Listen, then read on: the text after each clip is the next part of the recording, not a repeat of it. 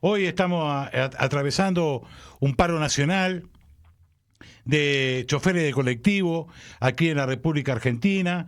El paro es por mejores condiciones de trabajo, pero además un paro por aumentos de sueldo. Hay que decir que el gobierno no permite, bajo ningún punto de vista, que haya un acuerdo de más del 1%, 1.1%. Cuando la inflación, bueno, es muchísimo más, también ya lo hemos dicho a lo largo del programa, en lo que va del programa digo, de que las cifras oficiales son mentirosas, ¿no? Son falaz, tanto política como económicamente. Andrés, bueno, se dio el paro. Sí. Se amagaba que no, pero bueno, al final estamos en medio del paro. Sí, afortunadamente digo, pero yo prefiero hacer un análisis con otra profundidad, porque no quiero caer en la cuestión clásica de que bueno, porque por fin que la UTA esto, que la UTA lo otro. Me parece que no niego esa situación, pero me parece que yo prefiero rescatar la voluntad de los compañeros de base, sus cuerpos de delegados, que han dicho basta, que están proponiendo un plan de lucha, que hay, por ejemplo, dieron un plenario y asamblea de diferentes compañeros de varias líneas en Puente Saavedra. Entonces, hay un proceso de reorganización del campo popular, de entender, más allá de ciertas traiciones, que, como diría el general Perón, el hombre es artífice de su propio destino, ¿viste? Entonces, hay un comenzar de un montón de compañeros y compañeras que están entendiendo que frente a la coyuntura que estamos atravesando en Argentina, si tenemos la necesidad personal, porque somos trabajadores y vivimos de un salario, somos trabajadores, tenemos que tomar en nuestras propias manos esto, porque si no, no lo va a hacer nadie, ¿verdad? Bueno, sí, totalmente. Entonces, yo creo que lo de que pasó hoy, o lo que está ocurriendo hoy, mejor dicho, insisto, más allá de la organización de base, quien encara el paro, ¿verdad? Que son los trabajadores del transporte, que no es poca cosa, y que eso repercute en muchísimos sectores. Yo trabajo en la Universidad de Buenos Aires y veo que también fue recepcionado con simpatía. Vos hablabas con compañeros en la calle, vos los medios, y vos ves que la gente está entendiendo que el paro es una de las herramientas más importantes del trabajador para defender sus derechos, ¿no? Sobre todo en un gobierno, Manuel, que vos fijate que mientras a nosotros nos ponen un cepo en las paritarias, a aquel que puede comprar y sin rendir ninguna cuenta con dólares, no hay cepo. No, O sea, claro. El cepo está solamente para los salarios. Para todo lo demás, joda. O sea, acá viene cualquiera con $1 millón y hace estragos. Y nadie le pregunta de dónde sacó ese $1 millón. Ahora nosotros tenemos que estar rindiendo cuenta todo el tiempo. Y encima, cuando pedimos aumento salarial, viene un Estado y te dice no, porque es mucho, porque no se puede, y zaraza. Y donde también hay que decir, Manuel, que la parte patronal aprovecha eso, ¿no? No, por supuesto. Bueno, entonces no nos queda otra que salir a la calle. Exactamente, cuando todo el mundo sabe que los salarios no son una variable en la economía. No, para que nada. no jodan, no jodan con eso. Lo que es llamativo, cómo prende en alguna gente lo de los medios hegemónicos que salen a la calle a preguntarle a la gente ¿qué le parece el paro? Y a mí me jode porque yo pierdo el presentismo, porque pierdo lo otro. Y sí, macho, pero ¿cómo protesta un chofer cuando no tiene esa? ¿Qué va a hacer? Qué bueno eso, Manuel. Porque si no, más vale que tiene que molestar. Claro. Si no molesta, no te escuchan. Claro. Y quiero decir también, junto con lo que vos decís, lo de Puente Saavedra, hay que agregar que el puente Porredón también estaba cerrado por cientos de trabajadores de la UTA, del transporte. Muy bien. Sí, Andrés. No, digo que también entendamos que se ha perdido por falta de los espacios de debate, que eso es parte de la autocrítica o de la discusión interna del campo popular, porque hay sectores, no quiero decir la clase trabajadora porque es una falta de respeto, pero también hay que decir que hay sectores que se han desvinculado del sindicalismo, que han dejado de tener un sentido de pertenencia a un movimiento obrero, donde también el trabajador ha dejado de participar y que muchas veces eso solo se lo machaca al sindicalismo. Yo creo que es un ida y vuelta. En todo caso, como hace un ratito hablaba antes con un compañero, es como si esto fuera un divorcio de una pareja de amigos y que uno, porque los quiere a los dos, dice, bueno, vamos a ver cómo se pueden arreglar. Ahora, el problema es si los dos no aflojan. Bueno, yo creo que de alguna manera, si me permitís el exabrupto, Manuel, hay un sector del campo popular o del país, los que estamos de este lado, digamos, no de la oligarquía, que tiene un divorcio con la política, que tiene sus razones, seguramente, pero que esa no es la salida, y que también hay un sector de la política que se ha divorciado de ese campo popular. Bueno, necesitamos ese reencuentro, de alguna manera, ¿verdad? Porque si no, nos va a ser muy difícil recuperar el gobierno, y si lo recuperamos, lo peor que nos puede pasar es seguir cometiendo los mismos errores. Bueno, lo peor que nos puede pasar, Manuel, es que en el 2027 nosotros recuperemos el gobierno y que sigamos defraudando a la gente. Entonces, Milei lo van a extrañar, ¿no? Porque va a venir algo peor todavía que lo de Milei.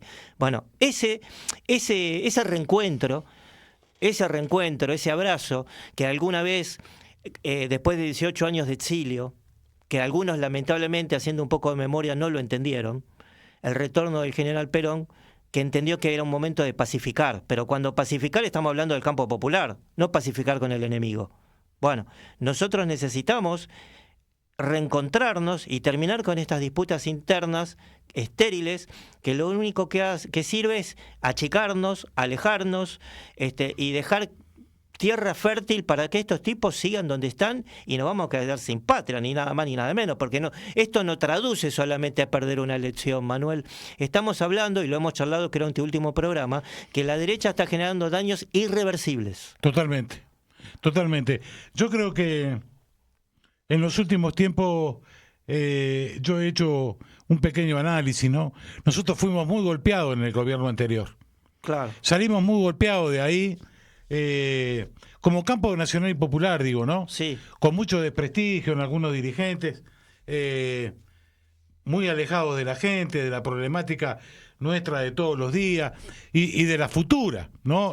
Tener una visión de una mirada larga, ¿no? Regional, que tenga que ver con el bloque regional también, digo, porque estamos en un barrio, ¿está? Y nos está costando muchísimo, demasiado, poder hacer una síntesis de eso y volver con una propuesta real, porque sí, es verdad, hay muchas personas de todos los días que no están dispuestas a soportar más de lo mismo. Las reacciones que están habiendo, yo, por lo menos las que yo vi, por estas denuncias que se dieron creo que ayer o antes de ayer, de estos referentes de la Libertad Avanza, Sí. dueños, porque voy a decirlo porque lo manejan como si fuera una empresa, Ajá. de ANSES o del PAMI, Claro. metiendo la mano de una manera descomunal. Lo voy a decir como me salga, lo que han hecho con los geriátricos en La Plata. Las imágenes, dejando morir gente para ganar plata para su bolsillo personal, Sí. ¿no? Menos mal que eran el cambio, ¿no? Exactamente, digo, esto la gente no lo pueden tapar. Ahora, ¿saben una cosa? Hay dos personas que están atrás de esto, ¿no?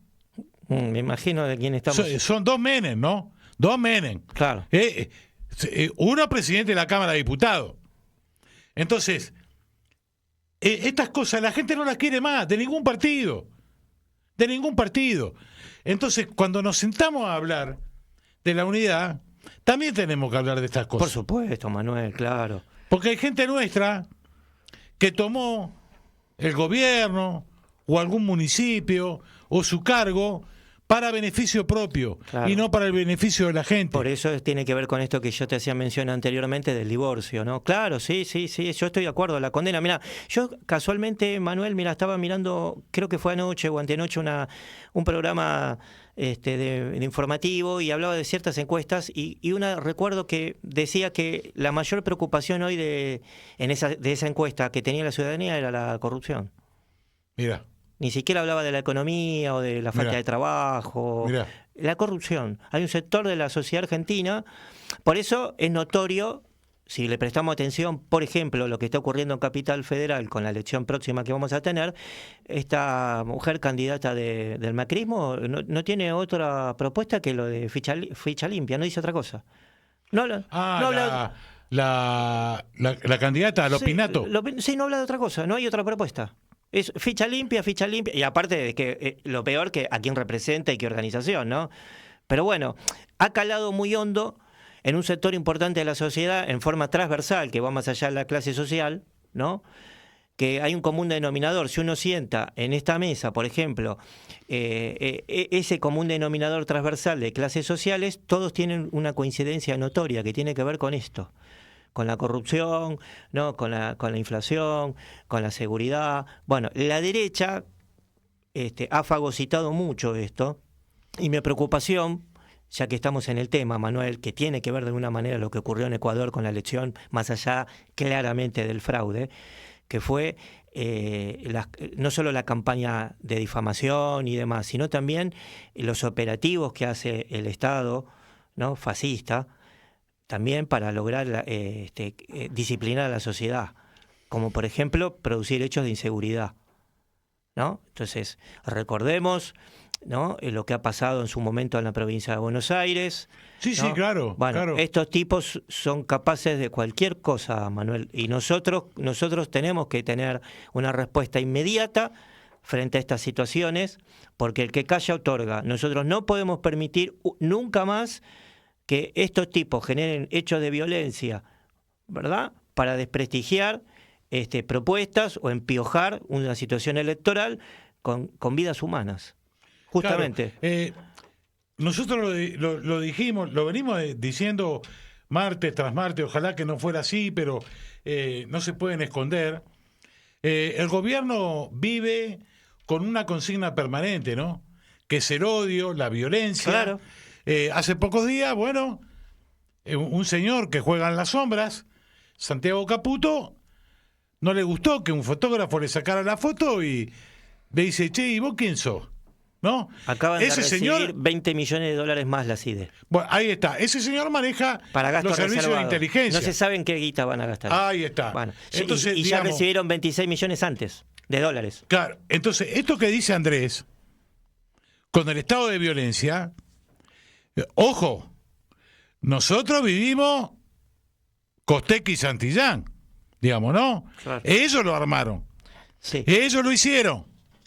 Hay que tener mucho ojo. ¿Por qué? Porque vamos a decirle a la gente, perdón, que para estas elecciones municipales, una parte importante del campo nacional y popular logró una alianza, logró un frente electoral, con Leandro Santoro a la cabeza. Bueno, va el Pitu Salvatierra, va esta chica, ¿cómo se llama? Ofelia Fernández se llama, ¿no? Sí. Bueno, va gente que tiene principios, gente piola, pero acá lo que se trata de que tenemos que demostrarnos a nosotros mismos que la salida es todo junto. La salida no es sector por sector. Hay sectores del campo nacional y popular que quedaron afuera. Lo que tendríamos que hacer al otro día después de la elección es abrir la puerta y decirle, compañero, venga. Compañeros, participen. Compañeros y compañeras, ¿no? No dejar a nadie afuera. Porque me parece que puede ser un principio de espejo para lo que necesita el país. ¿Está? Porque lamentablemente lo que estamos viendo, no vamos a esquivarle al bulto, lo que estamos viendo en la provincia de Buenos Aires, por ejemplo, es doloroso. Es muy doloroso. Bueno, sí, es cierto, pero yo creo que esto lo planteo como peronista, ¿no? El peronismo siempre, saldó sus internas de diferente manera. En otra época ya lo sabemos, ¿no? Pero digo, quizás tiene que ver con que está pasando esto en un momento muy particular y que por eso es más notorio. Quizás esta interna a la cual vos haces alusión, en otro momento no le prestaría tanta atención. Y yo creo que tiene que ver con una propia coyuntura de Argentina, donde hoy apremian otras cosas y otras necesidades, y eso es cierto. Pero insisto con algo que dije en algún momento de nuestro encuentro de hoy, Manuel. Esto se salda con espacios de discusión. Es así, es tan sencillo y difícil a la vez. Claro, no hay espacios de debate. Pero alguien lo tiene que plantear el espacio, ¿no? Sí, pero me parece que ahí vamos a algo que quizás es para otro programa, pero pero te lo voy a plantear porque tiene que ver con, y apelo a tu memoria, lo de los oyentes, que lo hablamos en la anterior, que es estos nuevos paradigmas, así como creo que hay un cambio de necesidad de lo que significa la política, en Argentina digo, también tenemos que empezar a entender otro paradigma de sociedad. Nosotros estamos acostumbrados, de alguna manera, al caudillo, donde el caudillo, el dirigente, es el que conduce, lo cual no digo que esté mal, y es el que pone la política, arma la agenda, absolutamente todo, y después hay una especie de colectivo que sigue eso, y por abajo no pasa nada más. Y nosotros necesitamos otro tipo de sociedad más participativa y protagónica. Y eso todavía me parece que está en pañales. Por eso se nota tanto esto que vos decís, Manuel, porque hay muchísimas cosas que nosotros hoy no tenemos saldadas, justamente porque no tenemos estos espacios y porque tenemos que construir otro tipo de sociedad. La salida, como dice Westergel, no es así, ¿no? Solos. Bueno, pero ¿qué es el colectivo, Manuel? Exacto. Hoy, en el siglo, en esta Argentina tan golpeada. Exacto. ¿Qué es el colectivo hoy? ¿Qué significa ser un hombre dentro de un espacio, un sujeto, un sujeto vivo, ¿no? Eso me parece que todavía hay que revisarlo, ¿no? Totalmente. Porque si nosotros vemos lo que ocurrió el 30 de abril en la marcha del movimiento obrero, yo lo que percibí, fundamentalmente porque fui protagónico de esa marcha, como seguramente muchos de los que están aquí escuchando en nuestro programa, fue una ausencia, y fue masiva, pero había una ausencia notoria del, como uno comúnmente dice, el ciudadano a pie. Exacto, el aliado natural, el trabajador, a la clase obrera. Claro, entonces ahí eso todavía hay que resolverlo, hay que revisar qué es lo que está pasando ahí. Es muy bueno lo que usted está diciendo y se necesita humildad y reflexión para hablar de ese tema. Mire, las elecciones van a ser el 18. Sí. Esos dos temas a nosotros, a Voz Patria, nos interesan de capital importancia. ¿Por qué? Porque uno está viene viendo la situación de Europa, digamos, ¿no? Hoy el cuarto presupuesto mundial en armamentos es Alemania. Sí. Alemania tiene un problema grave social. El segundo partido en Alemania es un partido nazi. ¿Está? Miren cómo vamos, ¿no? Entonces, está bien lo que dice Andrés. Nosotros tenemos que tener otro tipo de democracia. Si no, vamos al fracaso. Vamos al fracaso. No podemos tener la misma democracia. Miren lo que digo, por lo menos yo arriesgo a esto, que tuvimos hace 5 años atrás. No, tiene que ser de otro tipo. Entonces yo te voy a proponer, Andrés, que para la próxima visita tuya, que será después de las elecciones de Buenos Aires, tengamos esos dos temas como premisa. Claro. ¿Desde qué lugar planteamos el debate para hablar estas cosas, para encontrar los acuerdos? ¿Y por qué la necesidad de tener otro tipo de democracia? ¿Qué tipo de democracia? Que los ciudadanos podamos elegir a nuestros jueces con el voto directo. Por ejemplo. Que podamos tener gobiernos barriales que resuelvan la problemática del barrio. Claro. La calle, el hospital, la escuela. El vecino interpelando y discutiendo con sus vecinos sobre la seguridad del barrio, también con la comisaría. Exacto. ¿No? ¿Cuál es el mapa del delito? ¿Quién construye el mapa del delito? La comisaría. Burrich. Exacto. Si el vecino es el que sabe dónde están los problemas. Te quiero agradecer mucho la participación del día de hoy. La verdad, siempre es un gusto charlar contigo.